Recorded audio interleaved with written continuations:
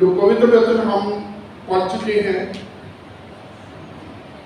लूका रचित सुसमाचार उसका 19वां अध्याय, उसके 28 वचन से 44 वचन तक, 28 to 44। यहाँ 3 मुख्य बातें हैं। जब हम 29 से 36 वचन देखते हैं, 29 से 36 वचन प्रेपरेशन, और 37 से 39 तक सेलिब्रेशन, और 40 से आगे जब हम पढ़ते हैं लेमेंटेशन। 3 मुख्य हिस्से हैं। यहाँ प्रभु यीशु मसीह तैयारी करवाते हैं और फिर सेलिब्रेशन होता है, और अंत में हम देखते हैं लेमेंटेशन। प्रभु यीशु मसीह जो है अपने दिल की उस दुख को प्रकट करते हैं जो उसने यरूशलेम और इस्राएलियों के लिए किया। उन तमाम वादों, उन तमाम आशीषों को याद दिलाते हुए उनके ऊपर आंसू आते हैं। बाइबल के बीच में, और खास करके हम जब गॉस्पेल अकाउंट्स को देखते हैं, ये पहली जगह है जहां प्रभु यीशु मसीह ओपनली अपने आप को प्रकट करते हैं। इससे पहले प्रभु यीशु मसीह ने बड़े बड़े काम किए, और हर काम करने के बाद हर उस व्यक्ति को जिसके साथ भलाई की गई, प्रभु यीशु मसीह एक बात कहते थे कि किसी को मत बताना, ये बात प्रकट में ना करना। यूहन्ना रचित सुसमाचार उसके 2 अध्याय में जब प्रभु यीशु मसीह और उसके चेले एक शादी में हैं, और शादी के घर वाले इस समय बहुत बड़ी निराशा में हैं क्योंकि उनका दाखरस खत्म हो गया है, और वो निराशा में की स्थिति में मरियम प्रभु यीशु मसीह के पास जाती है और उनसे कहती है कि इनका दाखरस खत्म हो गया है। और प्रभु यीशु मसीह से कहते हैं, मुझे तुझसे क्या काम, क्योंकि मेरा समय अभी नहीं आया। तो प्रभु यीशु मसीह अभी जो है वहाँ मिरेकल करते हैं, बड़ा काम करते हैं, लेकिन एक बात कहते हैं कि अभी मेरा समय नहीं आया। और इस बीच में अलग अलग जगहों पर जब हम देखते हैं, प्रभु यीशु मसीह गूंगों को, लंगड़ों को, कोढ़ियों को, अंधों को और कई प्रकार के लोगों को जब चंगाई देते हैं, तो प्रभु यीशु मसीह एक ही बात कहते हैं कि किसी से मत कहना, और जो याजकों की व्यवस्था में लिखा उसको जाके पूरा करना, अपने आप को याजकों को दिखाना।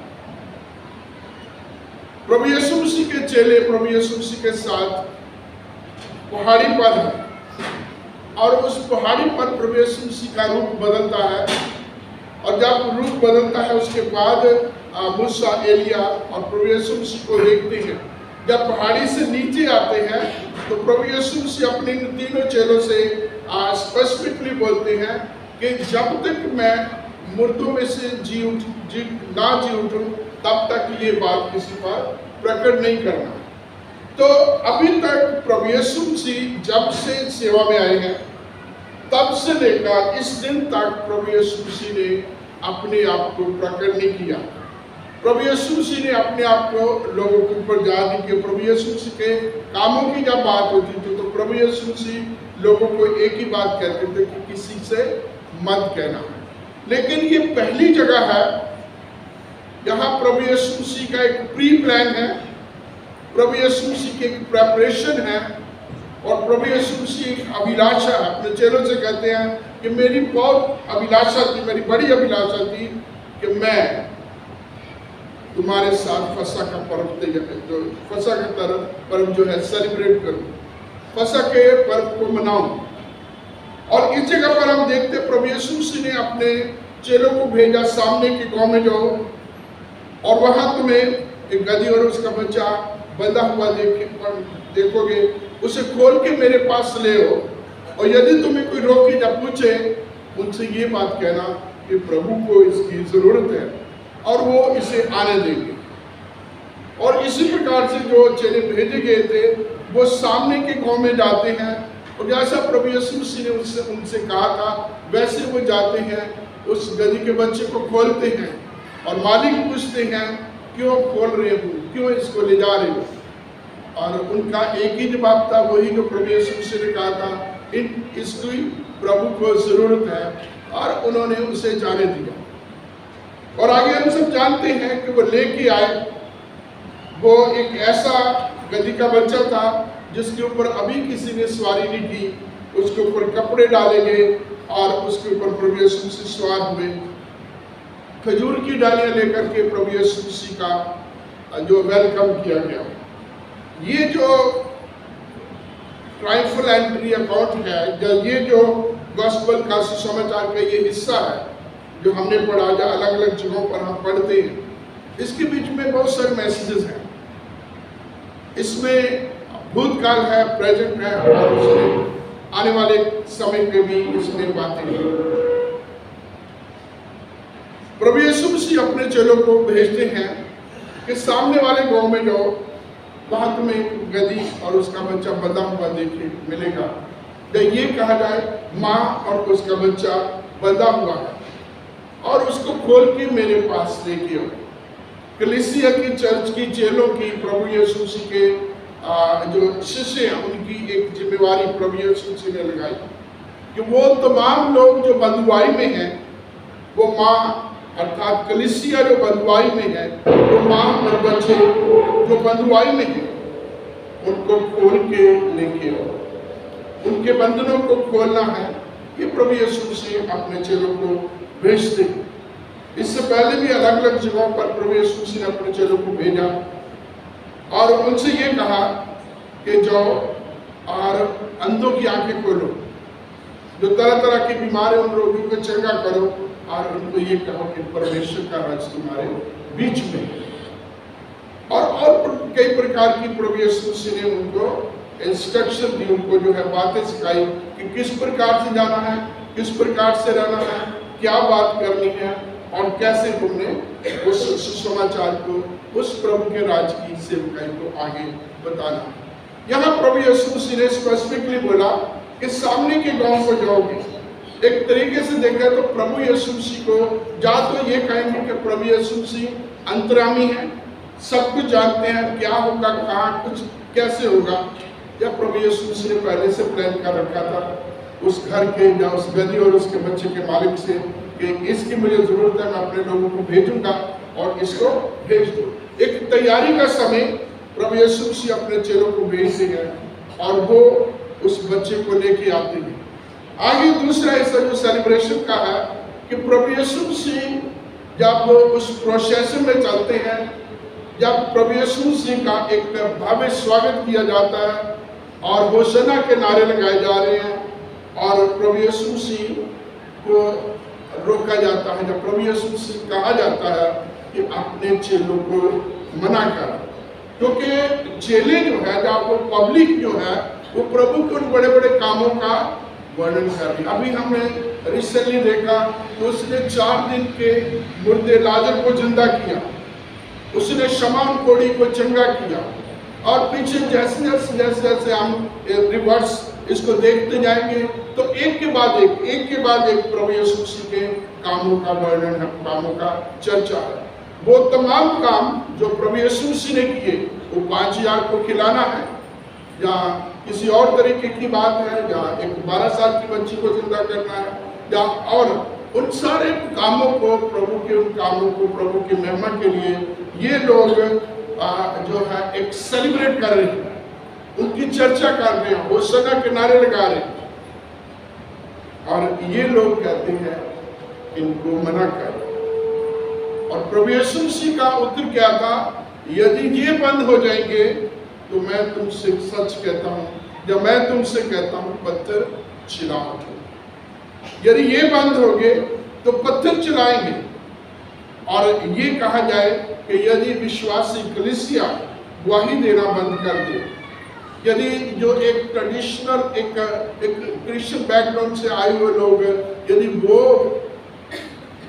गवाही देना बंद कर दे, प्रभु के कामों का प्रचार करना, प्रभु के कामों की गवाही देना बंद करे, तो पत्थर चिल्ला उठेंगे। आप देखिए कई जगहों पर पत्थरों के बारे में हम पढ़ते हैं, वो पत्थर बता रहे हैं। खासकर के गुड फ्राइडे के दिन, तीसरा दिन जब आता है, तो वहां एक पत्थर है जो अपने आप में चिल्ला रहा, बोल रहा कि वो यहाँ नहीं है, वो जिंदा हो गया है जो कब्र से हटाया गया था। वो पत्थर अपने आप में एक गवाही दे रहा। वो पत्थर जो लाजर की कब्र के ऊपर रखा था, 4 दिन से मरा हुआ उसके अंदर था, जब पत्थर को हटाया गया तो वो अपने आप में एक गवाही दे रहा है। तो यहाँ प्रभु यीशु मसीह का संदेश है कि यदि ये लोग बंद हो जाएंगे, यदि ये लोग चुप खामोश हो जाएंगे तो पत्थर चलाएंगे। बहुत बार हमारे साथ ऐसा होता है। प्रभु मुझे आपको हमें मौके देते हैं, हम उस मौके को जाने देते हैं, लेकिन प्रभु जो है अपना काम कैसे भी करवा लेते हैं। परमेश्वर के पवित्र वचन में लिखा है, आप सब जानते हैं कि जब एक व्यक्ति ने अपनी शादी की जेवनार दी, उसने बहुत सारे जाने माने लोगों को बुलाया, समाज के अच्छे नागरिकों को बुलाया कि उनकी शादी की खुशी में वो शामिल हो। पर अलग अलग लोगों ने अलग अलग एक्सक्यूज दिए, अलग अलग बहाने बना करके उनको टाल दिया। और वचन में लिखा, फिर घर के स्वामी ने बोला, जाके बाजारों में, गलियों में, अलग अलग चौकों में जाकर के जिस भी प्रकार के लोग मिले मेरे घर में लेके आओ, ताकि मेरे घर में जो सारा खाने के सामान बनाया गया है वो व्यर्थ ना जाए। और वहां प्रभु यीशु से बुलाए तो बहुत गए, बहुत सारे बुलाए गए हैं, लेकिन चुने हुए बहुत कम है। तो यहाँ प्रभु यीशु मसीह इन लोगों से ये कहते हैं कि यदि ये लोग बंद हो जाएंगे, यदि इन लोगों ने गवाही देनी बंद कर दी, यदि इन लोगों ने प्रभु की आराधना बंद कर दी तो पत्थर चलाएंगे। आज हम ये देखते हैं कि बहुत सारे पत्थर प्रभु की आराधना कर रहे हैं, बहुत सारे पत्थरों की पूजा करने वाले प्रभु की आराधना करते हैं। कभी जो बड़ी बड़ी ऐसी जगहों पर जाकर के वर्शिप करते थे, चढ़ावे चढ़ाते थे, आज उन्होंने अपना जीवन प्रभु को दिया, प्रभु से आशीष पाई, और वो जो पत्थर थे, पत्थर दिल थे, पत्थरों जैसा स्वभाव था, वो प्रभु की आराधना करने वाले लोग बन गए। और तीसरी चीज जो है लेमेंटेशन, जो हम आगे पढ़ते हैं, प्रभु यीशु से कामों के बारे में बताते हैं कि जो काम यरूशलेम तुझ में किए गए, यदि और कहीं किए जाते, जब सूर और सैदा में किए जाते, उन तमाम कामों का प्रभु उनके बीच में वर्णन करते हैं।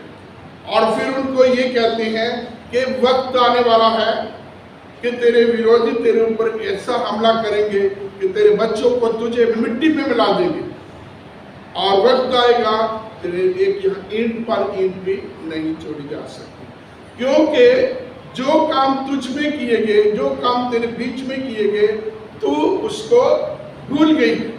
देखिए बड़ा स्पेसिफिकली ये हिस्सा जो है यहाँ लिखा हुआ है कि जो काम तेरे में, तो अब तेरी आंखों में नहीं है, तो भूल गई है। अर्थात इस्राएल कौम जो है उन बड़े कामों को जो प्रभु ने उनके लिए किए थे, उनको वो भूल गई। ये एक हमारी फितरत है कि हम प्रभु की आशीषों को बहुत जल्दी भूल जाते हैं, प्रभु के कामों को बहुत जल्दी भूल करके हम जो है प्रभु से अलग हो जाते हैं। जब प्रभु की आराधना करने में हम ठंडे पड़ जाते हैं। प्रभु चाहता है प्रभु के कामों को याद रखा जाए, प्रभु चाहता है उसकी योग्य रीति से आराधना, उसकी स्तुति प्रशंसा की जाए। और यहाँ जब हम इस घटना के बारे में देखते हैं तो इसमें और भी कुछ मैसेजेस हैं।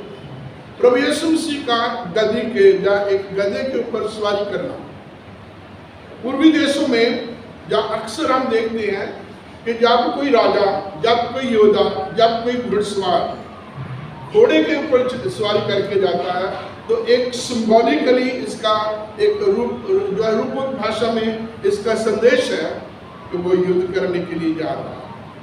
और जब कोई गधे के ऊपर सवारी करके आता है तो उसका मतलब है कि वो जो है शांति स्थापित करना चाहता है। और ऐसे बाइबल के बीच में हम कुछ लोगों को देखते हैं, जब वो गधे के ऊपर आए, प्रभु ने उनका जो है वो उनका एक संदेश था कि वो यहाँ सुलह करने के लिए, संधि करने के लिए आए।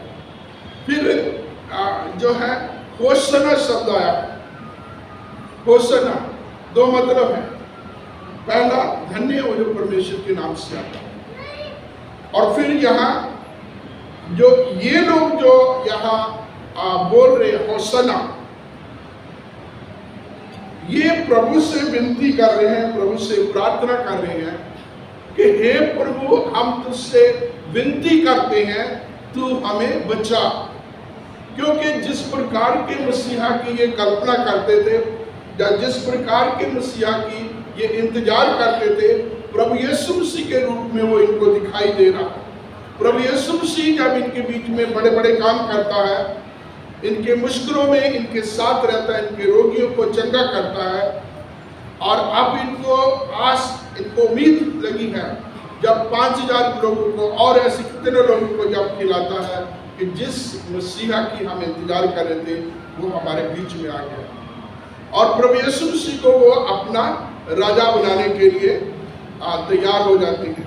वचन कहता है वो वहां से सेव करता है, उनके बीच में से निकल जाता है, और निकल ही नहीं जाता, वो पहाड़ी पर जाकर के प्रार्थना करता है। एक संदेश है कि ऐसे बहुत सारी परीक्षाएं हमारे ऊपर आती हैं, जब लोग हमें ऊपर उठाना चाहते हैं, जब लोग हमें चढ़ाते हैं, जहाँ लोग ऐसी बातें होती हैं जिससे हम परीक्षा में पढ़ सकते हैं।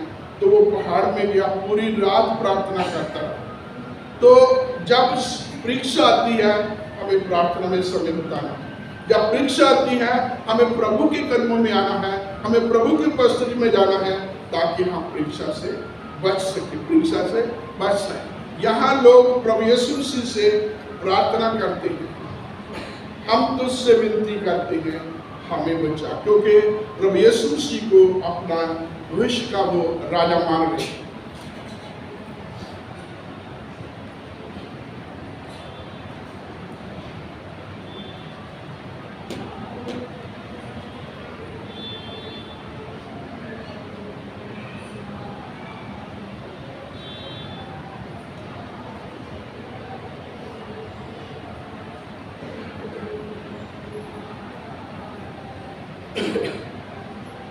ऐसे ही हमें कई प्रकार की परीक्षा हमारे ऊपर आती है, कई प्रकार से शैतान हमें पकड़ने की कोशिश करते हैं।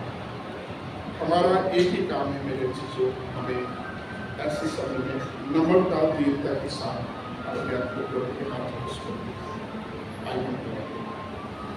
महान शक्तिमान हमारे दयावान परमेश्वर, आपसे विनती करते हैं, बड़ी नम्रता बड़ी दीनता के साथ आपके कदमों में आते हैं। प्रभु शैतान कई तरीके से हमें परीक्षा आजमाइशों में डालता है, हमें नेम फेम के लिए हमें उभारता है, हमें आपकी नहीं बल्कि अपनी महिमा करवाने के लिए हमें उभारता है। ऐसे समय में पिता परमेश्वर, जब लोग हमारी तारीफ करें, लोग हमें ऐसे उत्साहित, जब प्रभु ऐसा समय आए, ऐसी परीक्षा हमारे सामने आए, आपसे विनती करते हैं आप हमें संभालें, हमारी अगुवाई करें,